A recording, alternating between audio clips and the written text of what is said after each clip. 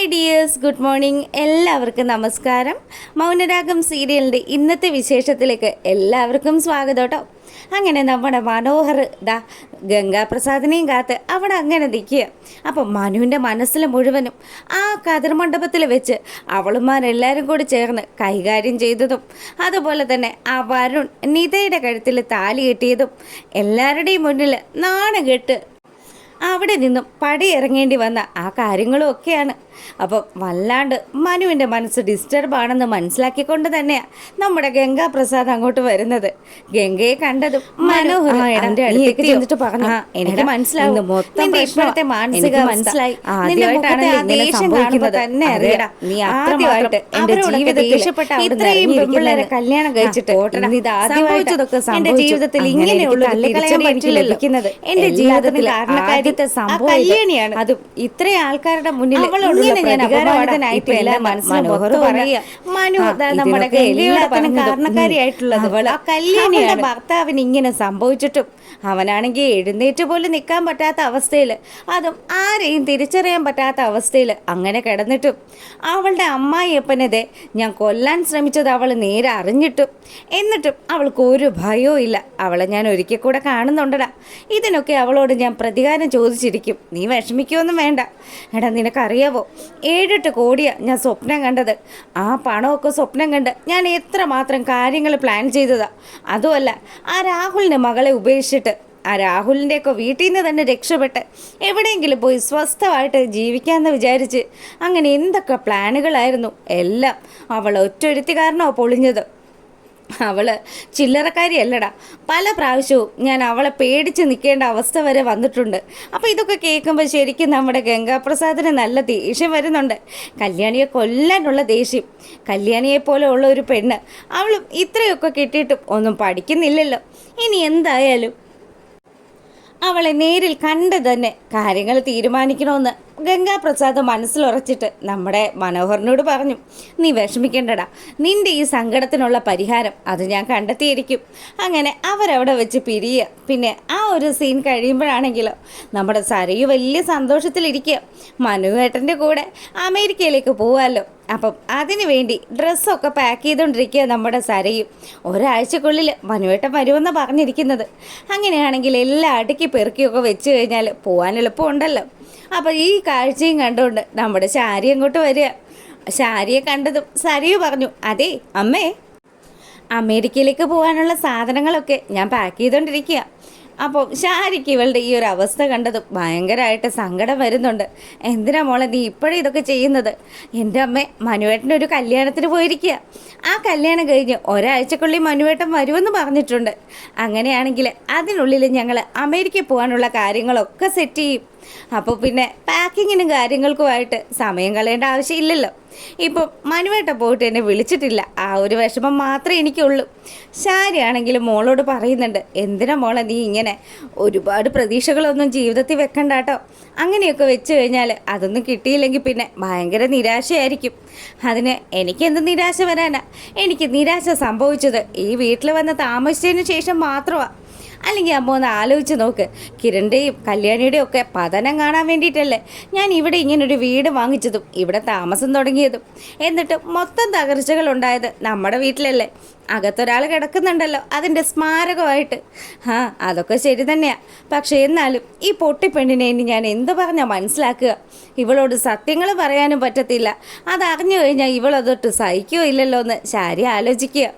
പിന്നീട് ആ ഒരു സീൻ കഴിയുമ്പോൾ നമ്മളെ കാണിക്കുന്നത് നിതയുടെയും വരുണിൻ്റെയും ആ ഒരു കല്യാണം നടക്കുന്ന സ്ഥലമാണ്. അപ്പോൾ കല്യാണിയും അതുപോലെ നമ്മുടെ ജുബാനയും അതുപോലെ നിഷയും ഒക്കെ വലിയ സന്തോഷത്തിലാട്ടോ.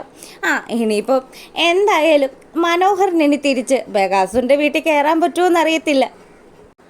ഇവിടെ അവൻ്റെ ആൻറ്റി ചമഞ്ഞ് വന്നല്ലോ ശാരി. അവരുറപ്പായിട്ടും ബഗാസുറിനോട് ഇപ്പം സത്യങ്ങളൊക്കെ പറഞ്ഞു കാണും. അങ്ങനെയാണെങ്കിൽ മനോഹറിനുള്ള ആ ഒരു പണി അത് മിക്കവാറും ബഗാസുറിൻ്റെ കെയർ ഓഫിൽ കിട്ടാനുള്ള സാധ്യതയൊക്കെ ഉണ്ടാവും. ഇതൊക്കെ പറഞ്ഞ് ഇവർ തങ്ങളി ചിരിച്ചുകൊണ്ട് നിൽക്കുമ്പം നമ്മുടെ വരുണിൻ്റെ അച്ഛനും അമ്മയും വന്നു. അതെ, അവിടെ എല്ലാവരും ഫോട്ടോ എടുക്കുന്ന തിരക്കില്ല. കല്യാണത്തിന് നിങ്ങളുടെ ഫോട്ടോസൊക്കെ വേണ്ടേ? ഇങ്ങ് വന്നേ, എല്ലാവരും വന്നേ. വരുണിൻ്റെയും നിതയുടെയും കൂടെ നിന്ന് നിങ്ങൾ ഈ കല്യാണത്തിന് ആ ഒരു പരിപാടികളിലൊക്കെ പങ്കെടുക്കണമെന്ന് നമ്മുടെ വരുണിൻ്റെ അച്ഛൻ പറയുക. പിന്നെ ഞങ്ങൾ തന്നെയാണല്ലോ ഈ കല്യാണം നടത്തുന്നത്. അതുകൊണ്ട് എന്തായാലും ഞങ്ങൾ എല്ലാ കാര്യങ്ങൾക്കും മുന്നിൽ തന്നെ ഉണ്ടാകും. അങ്ങനെ നമ്മുടെ വരുണിനും നിതയ്ക്കും കല്യാണി ഓരോ ഗിഫ്റ്റ് കൊടുക്കുക. മാലയായിട്ടും അതുപോലെ മോതിരമായിട്ടും ഒക്കെ സമ്മാനങ്ങൾ നൽകുമ്പം വരുൺ പറയുന്നുണ്ട്, എൻ്റെ ചേച്ചിയും ചേട്ടനും ഒക്കെ ഉണ്ടായിരുന്ന കൊണ്ടല്ലേ എനിക്ക് ഇത്രയും നല്ലൊരു പെങ്കൊച്ചിനെ കിട്ടിയത്. അതിന് ഞാൻ ചേച്ചിക്ക് അങ്ങോട്ടാണ് ഗിഫ്റ്റ് തരേണ്ടത്. ഗിഫ്റ്റൊക്കെ പിന്നീട് തന്നാൽ മതി മോനെ. എന്തായാലും നിങ്ങൾ നല്ല രീതിയിൽ ജീവിക്കണം. ഇന്ന് മറ്റവൻ്റെ വീട്ടിൽ എന്തൊക്കെ നടക്കുമോ ആവോ, കണ്ടു തന്നെ അറിയണം. അങ്ങനെ അവരെല്ലാവരും നമ്മുടെ മനോഹരനെയും സരയുനെയും ഒക്കെ കുറിച്ച് സംസാരിച്ചുകൊണ്ട് നിൽക്കുക. അപ്പം ജുബാനയും ടീമും ഒക്കെ വന്നു. എല്ലാവരും ചേർന്ന് ഒരു സെൽഫിയൊക്കെ എടുത്തതിന് ശേഷം അവരവിടുന്ന് പിരിയുക. പിന്നീടാണെങ്കിലോ നമ്മുടെ സരയും ഷാരി പറഞ്ഞ കാര്യങ്ങളൊക്കെ ആലോചിച്ച് അങ്ങനെ വിഷമിച്ച് നിൽക്കുക. മനുവേട്ടനെ കുറിച്ച് അമ്മ എപ്പോഴും ഇങ്ങനെയൊക്കെ പറയുന്നുണ്ടല്ലോ, എന്താ അമ്മ ഇങ്ങനെയൊക്കെ സംസാരിക്കുന്നത്? അങ്ങനെ ആലോചിച്ച് നിന്നപ്പം, അല്ല മനുവേട്ടൻ പോയിട്ട് എന്നെ വിളിച്ചിട്ടും ഇല്ലല്ലോ, ഇനി ഒരു കാര്യം ചെയ്താലോ, അങ്ങോട്ടേക്ക് വിളിച്ചാലോ. അങ്ങനെ മനോഹറിൻ്റെ ഫോണിലേക്ക് വിളിച്ചതും, നാശം വിളിക്കുന്നുണ്ട്, ഇനി എന്തു പറയാനാണാവോ വിളിക്കുന്നതെന്ന് അറിയത്തില്ലല്ലോ എന്ന് പറഞ്ഞ് മനു ഫോൺ അറ്റൻഡ് ചെയ്യുക. എന്താ മോള് വിളിച്ചത്? അതെ മനുവേട്ടൻ അവിടെ ചെന്നിട്ട് എന്നെ ഒന്ന് വിളിച്ചതുപോലും ഇല്ലല്ലോ. എൻ്റെ മോളെ ഭയങ്കര തിരക്കിലായിരുന്നു, അതുകൊണ്ടാണ്. എന്നാൽ മനുവേട്ട എപ്പോഴാണ് ഇങ്ങോട്ട് വരുന്നത്? മോളെ ഞാൻ വന്നോളാം, നീ ഒന്ന് അടങ്ങ്. ഞാനിവിടെ വന്ന കാര്യങ്ങളൊക്കെ റെഡിയായതിന് ശേഷം വരുന്നതായിരിക്കും. അപ്പോൾ ഓക്കെ മനുവേട്ടാന്ന് പറഞ്ഞ് നമ്മുടെ സരയും ഫോൺ വയ്ക്കുക. അപ്പം മനോഹരനാണെങ്കിലോ നാശം, ഏത് സമയവും മനുവേട്ടാന്ന് വിളിച്ച് ഇങ്ങനെ ശല്യം ചെയ്തുകൊണ്ടിരിക്കും. ഇവൾ എൻ്റെ തലേന്ന് ഒഴിയാൻ വേണ്ടിയാണ് ഞാൻ ഈ കഷ്ടപ്പാട് മുഴുവനും കഴിച്ചത്. ഇനിയിപ്പോൾ മറ്റു മാർഗങ്ങളൊന്നും ഇല്ല. ഇവൾ സത്യങ്ങൾ അറിയാത്ത സ്ഥിതിക്ക് ഇവളുടെ വീട്ടിലേക്ക് തന്നെ പോകുന്നതായിരിക്കും നല്ലതെന്ന് അവൻ ആലോചിക്കുക. അപ്പം സരയുവാണെങ്കിലോ മനുവേട്ടന് എന്താ പറ്റിയത്? മനുവേട്ടന് നല്ല ടെൻഷനുണ്ട്. ഇനി പോയ കാര്യങ്ങളൊന്നും നടക്കാതെ ഇരുന്നോ, അതായിരിക്കുമോ പുള്ളിക്കാരൻ ഈ ഒരു ടെൻഷൻ്റെ കാര്യം. അങ്ങനെ അവളും അത് ചിന്തിച്ച് നിൽക്കുന്ന സമയം നമ്മളെ കാണിക്കുന്നത് നമ്മുടെ ഗംഗാപ്രസാദ് കല്യാണി യാത്ര ചെയ്യുന്ന ആ വണ്ടിയുടെ മുന്നിൽ കൊണ്ടുവന്ന് അവൻ്റെ ബൈക്ക് വെച്ചു. അതിനുശേഷം ബൈക്കിൽ നിന്ന് ഇറങ്ങി കല്യാണിയാണെങ്കിലോ ഇവനെ കണ്ട പാടെ തന്നെ നല്ല ദേഷ്യത്തിൽ അവളും അവളുടെ വണ്ടിയിൽ നിന്ന് വെളിയിലിറങ്ങി. അതിനുശേഷം എന്താണോ താനെന്താ ഇപ്പോൾ വഴിതടയൽ സമരം നടത്തുകയാണോ? അതെ, എനിക്ക് നിന്നോടൊരു കാര്യം സംസാരിക്കാനുണ്ട്. അമ്മായിയപ്പൻ അപകടം സംഭവിച്ചു, ഭർത്താവാണെങ്കിൽ അനങ്ങാൻ പോലും പറ്റാത്ത അവസ്ഥയിൽ കിടക്കുന്നു. ഇത്രയൊക്കെ കിട്ടിയിട്ടും നീ പഠിച്ചില്ലേടി? നീ ഇനി എന്ന് പഠിക്കാനാ? നിൻ്റെ ജീവിതത്തിൽ ഇത്രയും തിരിച്ചടികളൊക്കെ നടന്നിട്ടും നീ ഇപ്പം ആരെയൊക്കെയാണ് നീ ഇപ്പം പണി വെച്ചിരിക്കുന്നത്? ആ കാർത്തികയുടെ കൂടെ നടന്ന് നീ എനിക്കിട്ട് വെക്കുന്ന ഈ പണികളൊക്കെ ഉണ്ടല്ലോ, അത് നിനക്ക് ഇരട്ടിയായിട്ട് ഞാൻ തിരിച്ചു തരും. നിൻ്റെ ഭർത്താവ് അവിടെ തളർന്നു കിടക്കുക, അവൻ്റെ കഴുത്ത് ഞെരിച്ച് നിൻ്റെ മുന്നിൽ വെച്ച് അവനെ ഞാൻ തീർത്തിരിക്കും. അങ്ങനെ പറഞ്ഞതും നമ്മുടെ കല്യാണിത കരണം നോക്കി ഗംഗാപ്രസാദിൻ്റെ കരണം നോക്കി ഒന്നങ്ങ് വെച്ച് കൊടുത്തു. ആട്ടി കിട്ടിയതും ആ ഒരു കവള് പൊത്തിയിട്ട്, എടി എൻ്റെ ജീവിതത്തിൽ ഇത് ഞാൻ ഒരിക്കലും മറക്കില്ല. ഒരു പെണ്ണിൻ്റെ കയ്യിൽ നിന്ന് എനിക്ക് ആദ്യമായിട്ട് കിട്ടുന്ന അടിയായത്. ഇതിന് നിന്നോട് ഞാൻ പ്രതികാരം തീർക്കൂടിയെന്ന് പറഞ്ഞ് അവൻ ചീറിപ്പാഞ്ഞു വരുമ്പം അങ്ങകലെ ഒരു പോലീസ് ജീപ്പ് വരിക. അപ്പം ആ ഒരു ജീപ്പ് കണ്ടതും നമ്മുടെ ഗംഗാപ്രസാദിന് പേടിയായി. കൊടും ക്രിമിനലാണല്ലോ, ഒളിച്ചാണല്ലോ താമസമൊക്കെ. അതുകൊണ്ട് തന്നെ അവൻ പറഞ്ഞു, ഇപ്പം ആ പോലീസുകാർ വന്നതുകൊണ്ട് മാത്രം നീ താൽക്കാലികമായിട്ട് രക്ഷപ്പെട്ടിരിക്കുക. അങ്ങനെ അവൻ്റെ ബൈക്ക് എടുത്ത് പോയതും പോലീസുകാരൻ വന്ന് കല്യാണിയോട് കാര്യം ചോദിക്കുക. എന്താ മാഡം, എന്താ പറ്റിയത്? അതൊക്കെ ഞങ്ങൾ വഴിയേ പറയാം. അറിയാലോ, ആ പോയിരിക്കുന്നത് വലിയൊരു ക്രിമിനലാണ്. അവനെ എൻ്റെ കിരണേട്ടനും അവരുടെ അച്ഛനും ചേർന്ന് പിടിച്ചു തന്നോളൂ. അങ്ങനെയാണെങ്കിൽ കുഴപ്പമില്ല. അല്ല, അവൻ മാഡത്തിന് ശല്യം ചെയ്യുകയോ വല്ലതും ചെയ്തോ? അവൻ എന്നോടൊരു സംസാരം നടത്തിയായിരുന്നു, അതിന് ഞാൻ അവന് കണക്കിന് കൊടുത്താൽ വിട്ടിരിക്കുന്നത്. അവൻ്റെ കരണം പുകഞ്ഞിട്ടുണ്ട്. അതെന്തായാലും നന്നായി മാഡം, എന്തെങ്കിലും ഉണ്ടെങ്കിൽ വിളിക്കാൻ മടിക്കണ്ടെന്ന് പറഞ്ഞ് അങ്ങേര് അവിടെ നിന്ന് പോവുക. പിന്നീടാണെങ്കിലോ ഗംഗാപ്രസാദ് അടിയും കൊണ്ട് കവളും ചുവന്ന് നമ്മുടെ വിക്രത്തിൻ്റെ അടുത്തേക്ക് വരിക. അപ്പോൾ വിക്രം പറയുന്നുണ്ട്, എന്നാൽ ഇതൊരു വല്ലാത്ത ചെയ്ത്തിലായി പോയല്ലോ ചേട്ടാ. അതേടാ, എന്ത് ചെയ്യാനാ, എൻ്റെ ജീവിതത്തിൽ ആദ്യമായിട്ടാണ് ഒരു പെണ്ണെൻ്റെ കരണത്തടിക്കുന്നത്. ഇതെന്തായാലും ഓങ്ങി വെച്ചിരിക്കുക ഞാൻ. അവളെ എന്തായാലും ഞാൻ തീർത്തിരിക്കും. അവളെ തീർക്കണം ചേട്ടാ. ചേട്ടൻ അവളെ തീർക്കുമെന്ന് എനിക്ക് നല്ല ഉറപ്പുണ്ട്. അവൾ തീരണം. അവൾ തീർന്നാൽ മാത്രമേ എനിക്ക് സമാധാനമാകുള്ളൂ. പിന്നെ എന്ത് സഹായം വേണമെങ്കിലും ചേട്ടന് ഞാൻ ചെയ്തു തരാമെന്ന് വിക്രം പറയുക.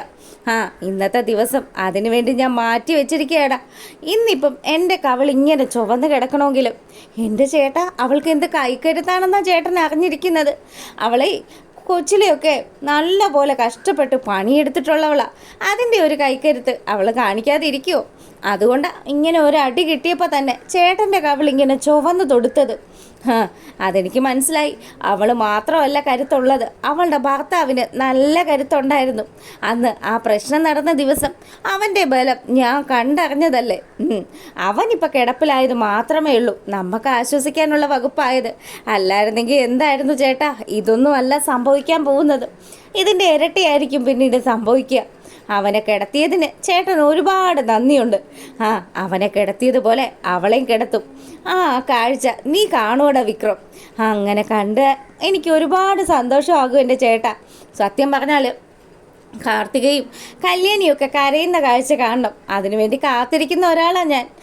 നീ കാത്തിരിക്കുന്നത് പോലെ തന്നെ ഇനി എൻ്റെ ജീവിതത്തിൽ പ്രത്യേകിച്ച് വിജയങ്ങളൊന്നും ഉണ്ടായില്ലെങ്കിൽ ഉറപ്പായിട്ടും ഇതുപോലെയുള്ള പല കാഴ്ചകളും നിനക്കൊക്കെ കാണാൻ സാധിക്കുമെന്ന് നമ്മുടെ ഗംഗാപ്രസാദ് വിക്രത്തിനോട് പറയുക. അങ്ങനെ ആ ഒരു സീൻ കഴിയുമ്പം കല്യാണി നടന്ന സംഭവങ്ങൾ മുഴുവനും വന്ന് കിരണിൻ്റെ അടുത്ത് പറയുക. അപ്പം കിരൺ പറയുന്നുണ്ട്, കല്യാണി, നമ്മുടെ വീട്ടിൽ എന്ത് സംഭവിച്ചാലും ഇവിടുത്തെ കാര്യങ്ങൾ മുഴുവനും അവിടെ അവൻ അറിയണമെങ്കിൽ ഉറപ്പായിട്ടും അയൽ വീട്ടിലെ ആൾക്കാർ അതൊക്കെ നിരീക്ഷിച്ച് പറഞ്ഞു കൊടുക്കുന്നത് അവനാണ് സാധ്യത. മനോഹറും അതുപോലെ എൻ്റെ അമ്മാവനുണ്ടല്ലോ ബഗാസുരൻ, അയാളും ഒക്കെ ഈ പറഞ്ഞ ഗംഗാപ്രസാദിൻ്റെ ആൾക്കാരാണോ എന്ന് എനിക്ക് നല്ല സംശയമുണ്ട്. മനോഹറിൻ്റെ കാര്യം എനിക്കറിയില്ല കിരണേട്ടാ, പക്ഷേ ആ ഗംഗാപ്രസാദുമായിട്ട് നല്ല കമ്പനി ആയിരിക്കും കിരണേട്ടൻ്റെ അങ്കിള്. അല്ലേ പിന്നെ കിരണേട്ടൻ ഇവിടെ തനിച്ചാണെന്നും അതുപോലെ ശാന്ത ചേച്ചി മാത്രമേ ഇവിടെ ഉള്ളൂ എന്നും ഒക്കെ അറിഞ്ഞുകൊണ്ട് ആ ഗംഗാപ്രസാദ് ഇവിടെ വരണമെങ്കിൽ ഒന്ന് ആലോചിച്ച് നോക്ക്. അതിന് പിന്നിൽ അവരല്ലാതെ പിന്നെ ആരാകാനാ? അതാ ഞാൻ നിന്നോട് പറയുന്നത്. നീ പ്രത്യേകം ശ്രദ്ധിക്കണമെന്ന്. അറിയാലോ, അടുത്തത് ടാർഗറ്റ് ചെയ്യുക, നിന്നെ കരയിക്കുക എന്നുള്ള ഒറ്റ ലക്ഷ്യത്തിലായിരിക്കും. അതെനിക്കറിയാം. കിരണേട്ടനെ ലക്ഷ്യം വെക്കാനുള്ള സാധ്യതയുണ്ട്. അതുകൊണ്ട് കുറച്ച് ദിവസത്തേക്ക് ഞാൻ വെളിയിലേക്കൊന്നും പോകുന്നില്ല. കിരണേട്ടൻ്റെ കൂടെ ഈ വീട്ടിലുണ്ടാകുമെന്നുള്ള കാര്യം കൂടി നമ്മുടെ കല്യാണി പറയുക. അപ്പം അവർ ഈ കാര്യങ്ങളൊക്കെ ചർച്ച ചെയ്തുകൊണ്ട് നിൽക്കുമ്പം നമ്മളെ കാണിക്കുന്നത് നമ്മുടെ ഗംഗാപ്രസാദിനെയാണ് കേട്ടോ. അപ്പം കല്യാണി തൻ്റെ കരണത്തടിച്ചതിന് പകരം ചോദിക്കാൻ വേണ്ടിയിട്ട് ആ കൊലക്കത്തി എടുത്ത് അവ തേച്ച് മിനുക്കി വയ്ക്കുക. എന്തായാലും ഇന്ന് രാത്രി നമ്മുടെ കിരണിൻ്റെയും കല്യാണിയുടെയും വീട്ടിൽ കയറി അവരെ തീർക്കാമെന്നുള്ള ഉദ്ദേശത്തോടു കൂടി ആ രാക്ഷസൻ ഈ കാര്യങ്ങൾ നീക്കുമ്പം നമുക്ക് ഇനി കണ്ടു തന്നെ അറിയാം എന്തൊക്കെ സംഭവിക്കുമെന്ന്. അപ്പോൾ പുതിയ വിശേഷങ്ങളൊക്കെ ആയിട്ട് വരുന്നത് വരെ എല്ലാവർക്കും നല്ലൊരു ദിവസം ആശംസിക്കുകയാണ്. അപ്പം ഓക്കേ.